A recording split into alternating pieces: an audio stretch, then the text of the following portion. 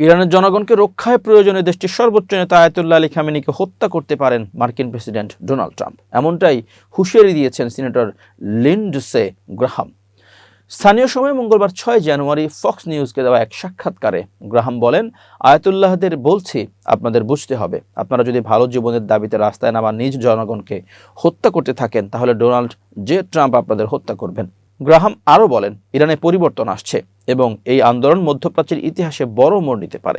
ইরানের অর্থনৈতিক সংকটের জেরে দেশ জুড়ে ছড়িয়ে পড়েছে রক্তক্ষয়ী বিক্ষোভ। এই সুযোগে দেশটির অভ্যন্তরীণ রাজনীতি নিয়ে নানা ধরনের মন্তব্য করছে যুক্তরাষ্ট্র। সম্প্রতি মার্কিন প্রেসিডেন্ট খামেনি প্রশাসনকে হুঁশিয়ারি দিয়ে বলেন, বিক্ষোভকারীদের উপর হামলা করা হলে শক্তিশালী প্রতিক্রিয়া দেখাবে ওয়াশিংটন।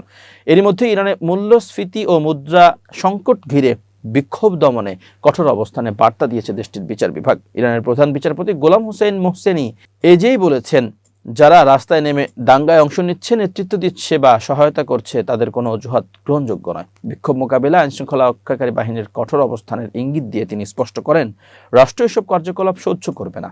ইরান জুড়ে চলমান বিক্ষোভের মধ্যেই প্রেসিডেন্ট মাসুদ পেজেশকিয়ান নিরাপত্তা বাহিনীকে আন্দোলনকারীদের বিরুদ্ধে দমনমূলক ব্যবস্থা না নেওয়ার নির্দেশ দিয়েছেন। তিনি জানান, শান্তিপূর্ণ বিক্ষোভকারী আর সশস্ত্র দাঙ্গাবাজদের মধ্যে পার্থক্য করতে হবে।